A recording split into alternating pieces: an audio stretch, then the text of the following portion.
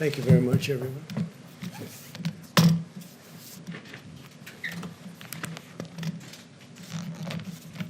So a lot of work has been going on with respect to the vaccines, very successful work, I might add.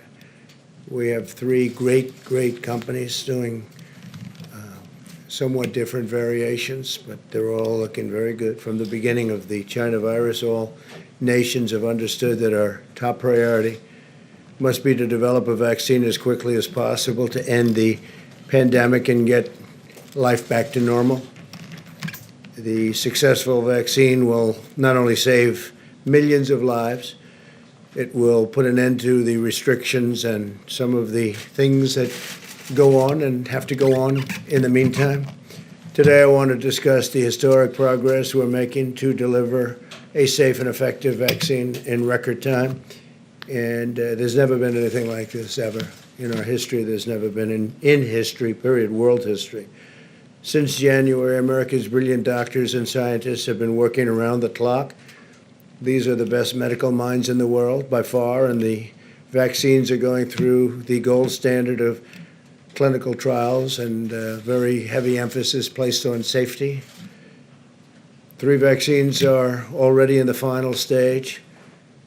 Joe Biden's anti-vaccine theories are putting a lot of lives at risk, and they're only doing it for political reasons. It's very foolish. It's part of their war to try and discredit the vaccine now that they know that we essentially have it. We'll be announcing it fairly soon.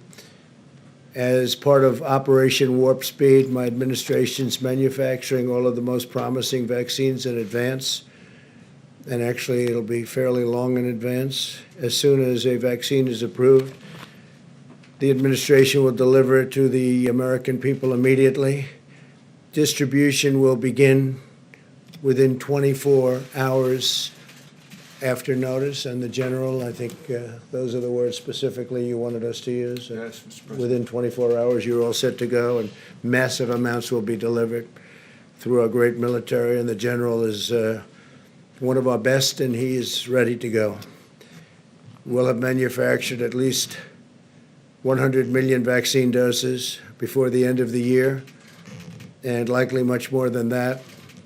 Hundreds of millions of doses will be available every month, and we expect to have enough vaccines for every American by April. And again, I'll say that even at that later stage, the delivery will go as fast as it comes. They can deliver. They're very good. Best, I think, probably the best in the world. The estimates I'm providing today are based on the manufacturing that's in process, and that's in process immediately right now.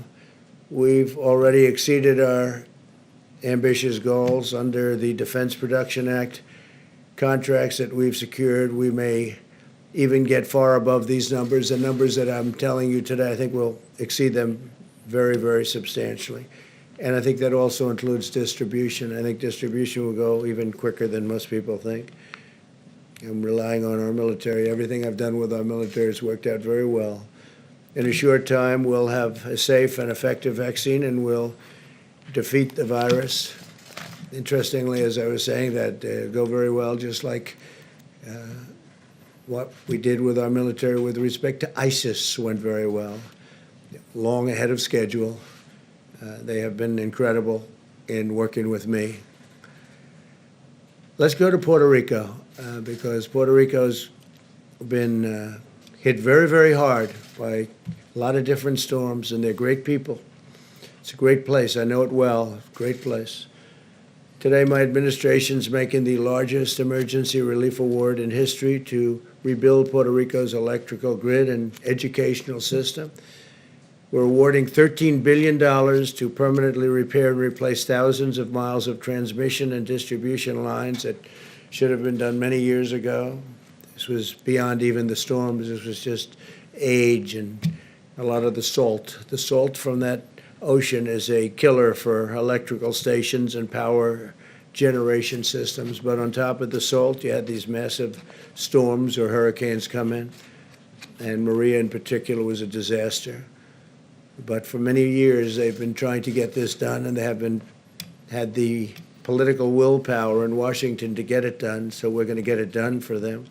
We're also going to be bringing back very, very major amounts of medical work. You know, we used to have pharmaceutical manufacturing at levels that few places had, and a lot of it's left Puerto Rico, and we're going to bring that back, especially now since our emphasis is going to be making our product. So we're going to bring pharmaceutical manufacturing back to Puerto Rico. A lot of it left over the years, over a long period of time. It's been leaving and going to China and other places. So we're bringing all of that back.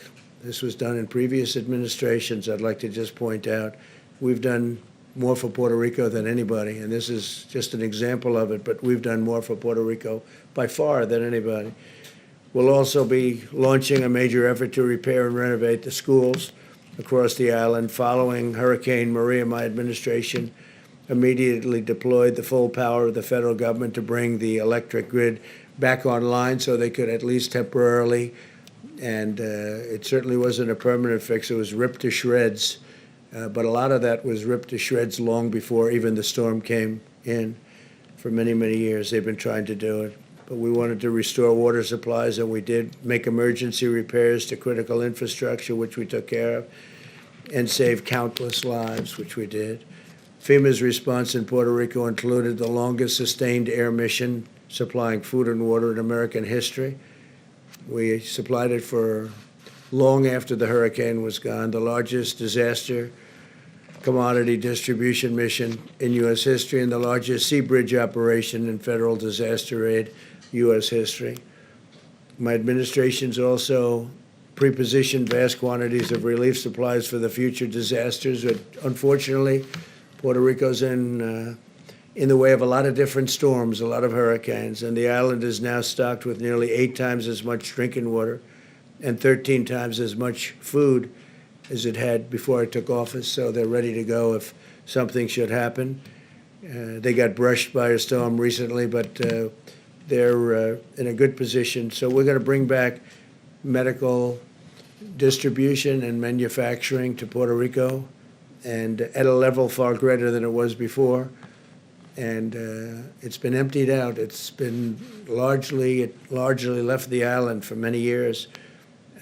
One point it was the talk of the world, and now it's the talk of the world in a different way. We're bringing it back, so we're going to be bringing it back from various other parts of the world. It's going to Puerto Rico, and I think that's going to be very exciting for the people. And we're undertaking the largest federal investment in Puerto Rico's history. So you have a lot of, I have a lot of friends in Puerto Rico, and I've told them about it, asked them about it. Conceptually, what do you think? And they're very excited. I just want to say, by contrast, Biden's devastated the island of Puerto Rico. Joe Biden, what he's done to Puerto Rico, meaning the past administration, is devastating. In 1996, Biden voted to eliminate a critical tax provision that had allowed Puerto Rico to become a dominant player in global pharmaceutical manufacturing. That's what happened. When Biden voted to repeal this provision, the pharmaceutical industry was ripped out of Puerto Rico. All incentive to stay there was taken away, and all of the jobs went to China and other places, but mostly to China. That's what happened. This was done with a vote of Biden. This was even before the Obama administration. This was early on, but so sad that was done. And then Obama came in, and it got worse. So for the people of Puerto Rico, they were a disaster for you. And I have to say, in a very nice way, a very respectful way, I'm the best thing that ever happened to Puerto Rico. Nobody even close. But as a result, the island's economy, under the previously mentioned names, it just absolutely cratered. Biden's vote also left the United States at the mercy of foreign suppliers for essential medicines, putting our national security and our health at risk. We had a tremendous industry potentially going to Puerto Rico, and they just absolutely cut it short with bad votes and took all the incentive away, and it went to other places, faraway lands. So they really, in a sense, were voting to destroy Puerto Rico, and we're bringing Puerto Rico back and we'll have it done fairly quickly. And the $13 billion is, that's a tremendous amount of money, but it's a very important amount, and I think you're going to see something terrific. And it's very exciting. To me, what the most exciting is bringing the whole pharmaceutical industry back. We've spoken to various companies, and they're willing to go there.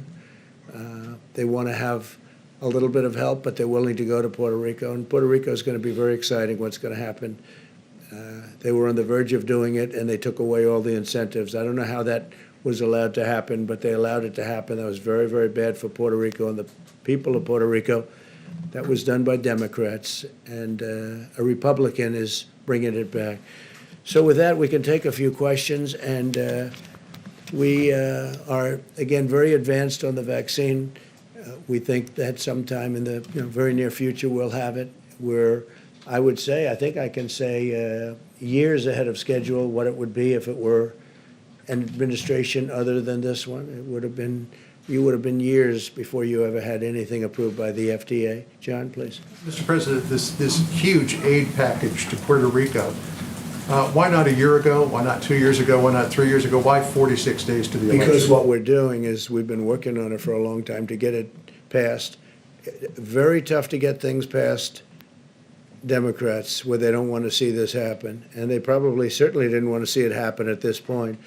But it's a big package. It's a great package. And I think the most exciting part of the package isn't necessarily the billions of dollars. It's going to be what we do with the pharmaceutical industry. We're going to get them back into Puerto Rico. They liked being there, but they changed the tax situation. They ripped it out. So they really ripped apart the island. And we're going to bring it back, John. It may be simply coincidental, but it does coincide with the big push for Puerto Rican voters that the Biden-Harris campaign. Yeah, I think that that's, well, they can't do anything. Look, the Biden-Harris campaign, what they did, they hurt, I've gone through it, and whether it was President Obama or Vice President Biden, they were a disaster for Puerto Rico, a disaster.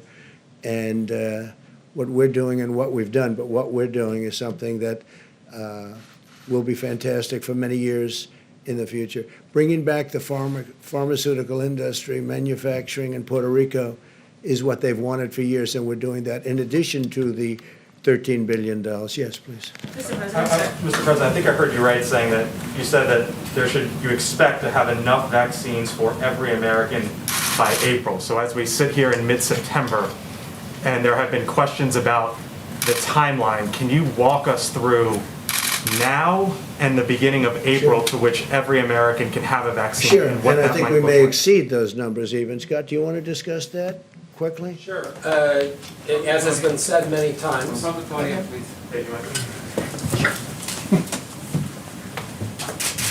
Okay. We have all the people that are involved in the actual vaccine distribution here, but we were just going through this. As of the end of the year, we will have over 100 million doses manufactured.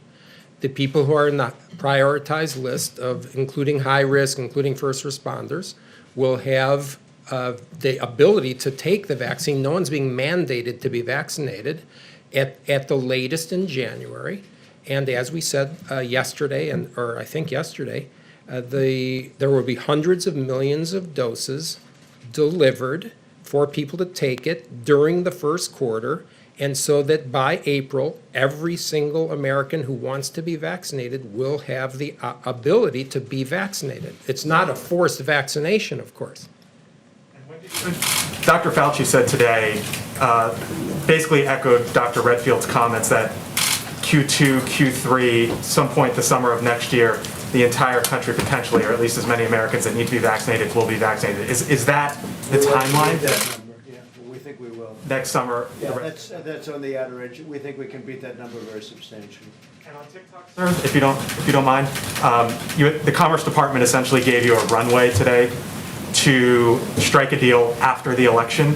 Do you expect a TikTok deal before the election or after the election? I think it could go quickly. We have great companies talking to us about it. You know about Oracle. You know Microsoft has been involved, and let's see whether or not they're continuing to be involved. Walmart is truly a great company. They're very much involved. They want to do something.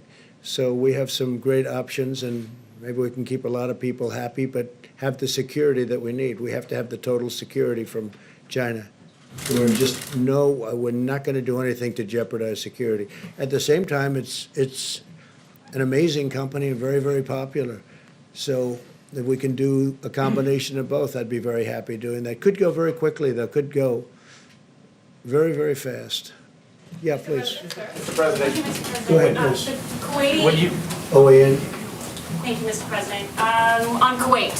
So the Kuwaiti ambassador to Austria this week told the IAEA that the Kuwaiti government is very concerned over Iran's constant breaching of the JCPOA. In your discussions with the Kuwaitis today, have you discussed where they stand this week as we go into the UN, as the United States tries to extend sanctions on Iran? Well, they just left my office, as you know, the Oval Office, and we had a very good meeting with the Emir, and I think we understand each other very well. They're very excited about a lot of things that are happening in the Middle East. They are so excited that we signed the first two countries, and I think they'll end up fairly quickly being a part of it. I would say 7 or 8 countries that want to be a part of it without even working very easily, very quickly. Nobody thought this would happen, and not only is it happening, it's happening rather easily. We discussed that very briefly because that's an easy one. Believe it or not, that whole thing is now a beautiful puzzle that's coming together very nicely.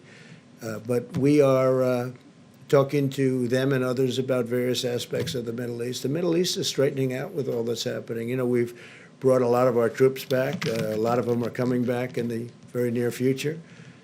We're out of Syria, other than we kept the oil. I kept the oil. And we have troops guarding the oil. Other than that, we're out of Syria. We took them off the border between Syria and Turkey. We had a lot of troops on the border. Ultimately, we got it down to 50, and I thought they were in great danger when you have 2 armies sitting there looking to fight, and you have 50 people in the middle. I don't care who you are, even if you're the U.S., those 50 people are in great danger. We took them out.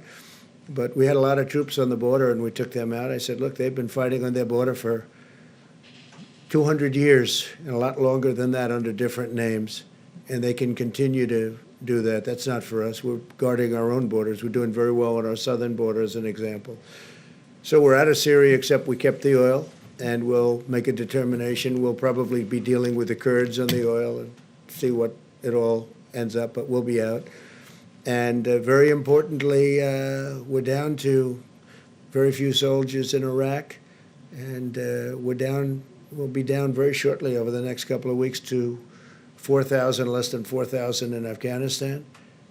And then we'll make that final determination a little bit later on. We're dealing very well with the Taliban. They're very tough, they're very smart, they're very sharp. But, you know, it's been 19 years, and even they are tired of fighting, in all fairness. And we really served as a police force, because if we wanted to do what we had to do, we would have fought a lot differently than they have over the 19 years. They didn't fight it properly. They were police, okay? They're not police, they're soldiers. So there's a difference. The police, nobody has more respect for police than I do, but they have to do their own policing. So we're having some very good discussions with the Taliban, as you probably heard. It's been public. And but we'll be down to, very shortly, we'll be down to less than 4,000 soldiers. And so we'll be out of there, knowing that certain things have to happen, certain things have to be fulfilled. But 19 years is a long time, 8,000 miles away. 19 years is a long time. And the Middle East, the whole Middle East equation, if you look at what's happened, if you've looked at the stupidity of decisions that were made, including the deal that was made. I mean, take a look at what happened with Iran. Had that deal stayed, had I not broken that deal, you could have never done the deal that I'm doing now, where all the countries are pouring in. And I had 2 calls this morning with countries that want to know, when can we go into the deal? They want to go. It's not that we're giving anything. They want security. They want peace. And they're really tired of fighting. It's incredible.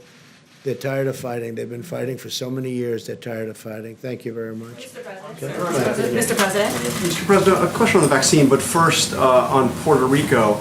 I heard you many times over the past couple of years saying that Puerto Rico got too much money. I mean, just last year you said Puerto Rico is one of the most corrupt places on earth. Well, You talked that's about how true. Congress That's had sent true. too They much have been. money. John, But You said never again. You said Congress gave too much money to Puerto Rico. Why now are Because we're you? building it up as a great medical, pharmaceutical, manufacturing area where, we're going to be taking back a lot of the business that we let go for years. And we're going to bring it back. They were very good at it. They did a fantastic job, but they destroyed it with their tax policy. They made it impossible for people to stay, so people went to China mostly and to other countries. Puerto Rico has been very corrupt in terms of its politicians. You see that. They're one after another. It's been unbelievably corrupt.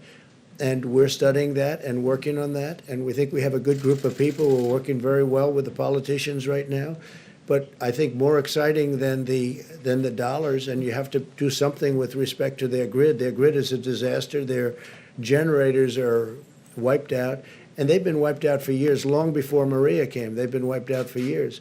So if we can build Puerto Rico back into a pharmaceutical manufacturing area, we're going to designate it as such. I think it'll be unbelievable for Puerto Rico, unbelievable for the people of Puerto Rico, and we can make it very successful. And a larger question on the vaccine and on other issues regarding the experts in your government.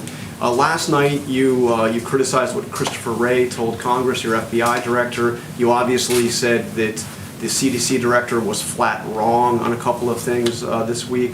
How is it that you don't trust your own experts? Do you think you know better Not than all they of them. do? No, I think I have. Yeah, in many cases I do. I think we have a bigger problem with China than we have with Russia.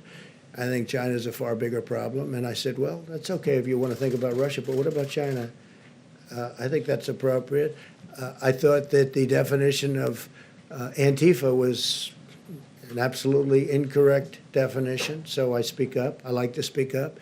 I have fantastic people. That's why we're able to make these great trade deals. That's why we're able to do things like we're doing today. That's why the country has done so well. The country's done numbers like nobody. Had we not had the China plague come in, if that virus didn't come in, the plague, I call it, the plague from China didn't come in, the numbers we had were not only record-setting, they were beyond anything anyone's ever seen in any country, frankly. Now, we closed it up, and now we're opening it up. And by the way, the Democrats ought to open up their states, and they ought to open them up fast, John. The faster the better, because they're hurting their people. A lot of damage done with these extended shutdowns. But we saved millions of lives by doing it the way we did it. And now we're opening it up, and you see the kind of numbers, the manufacturing numbers, see the retail numbers, you look at the employment numbers.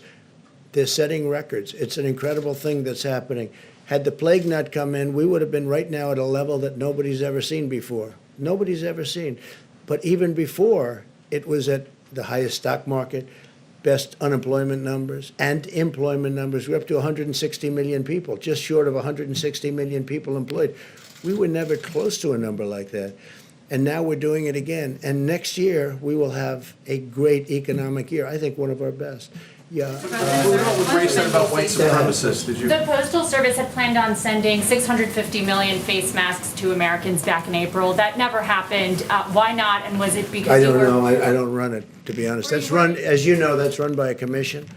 And they run it, I think, frankly, if they would raise the price of packaging, you'd end up making a lot of money or breaking even or doing something. The post office has been a mess for many, many generations, but for certainly decades, and it loses a lot of money. It's always lost a lot of money. And one of the reasons it loses a lot of money now is that it's delivering all these packages, and every time they deliver a package, they lose $3 a package or whatever the number may be. So I would suggest that they raise the price of packages, and you might get something where it loses very little or maybe broke even or maybe even made some money. Can you imagine a thing like that? And whether it's Amazon or any of the other internet delivery services, if you did that, you'd have a whole different post office. So hopefully they'll be doing that. In the meantime, I know so many people in the postal system, and I've known them over the years. They're incredible people. And they're very secure. They're going to be very secure. You know, the problem they have with the ballots, not the post office, the problem they have with the ballots is the people sending the ballots and the people counting the ballots. And who are they sending them to? Where are they being sent? Are they being sent to the wrong areas? Are they not being sent at all? There'll be tremendous corruption if they don't do something about it. Now, one big hope is that we're in front of numerous federal judges in Nevada. We're in front in Pennsylvania, as you know. We're in front in Michigan. We have numerous court cases out there that are very well advanced, and you'll start seeing decisions, just like we won the case on opening up Pennsylvania. That was a great decision by a judge that came down 2 days ago, and that was a very important decision. So, but we have a lot of very important decisions coming down on this, on the scam of unsolicited ballots, where they're sending out tens of millions of ballots to everybody, people that didn't expect them. People are getting inundated with ballots. They'll be showered with ballots. Everybody in this room knows it's a scam. Okay? Everybody in this room, even John. Don't say it, John, because What's a it's a scam? scam. Sending ballots at a level Scam? they are never going to be able to count them. Let me ask Don't you. your officials vote by mail, sir? People in the White House vote by mail. Are they part of the But scam? that's different. That's called solicited. When you solicit, when you go out, it's called absentee or solicit. When you go out and you request a ballot, you want to say, I want to vote because I can't be in Florida or I can't be someplace. You request. So you're sending something in. It's handled professionally. They send it back. It's a whole thing. That's much different than unsolicited. When you get millions of ballots, I heard numbers like 80 million ballots. Now, just this week, they had another one of the disasters that took place, an election. But look at what happened in New Jersey, and they had another one in New Jersey, very, very bad, different than Patterson. Look at what happened in New York with Carolyn, your Congressman, Murphy. Maloney. Carolyn Maloney. Look at that. I mean, look at that race. Carolyn Maloney had a race. It was a disaster. Ballots are missing. Ballots are fraud. These are small races. Look at what happened in Virginia. Look at what happened at various other parts of the country, even over the last short period of time. And these aren't 80 million or 50 million or 20 million votes. These are small elections. These are congressional elections where, in theory, it's easy. So what's going to happen on November 3rd when somebody's leading and they said, well, we haven't counted the ballots. We have millions of ballots to count. It's a disaster. Everyone knows it. Everyone knows it's a disaster. And I don't expect people here to say, although some people will, some people would say it. Everyone knows. You don't even have to know politics to know. And this has nothing to do with post office, by the way. Where are these ballots going? Who's sending them? Who's signing them? You have in Nevada, you have a governor that signed something where he doesn't even want verification of the signature. So what does that mean?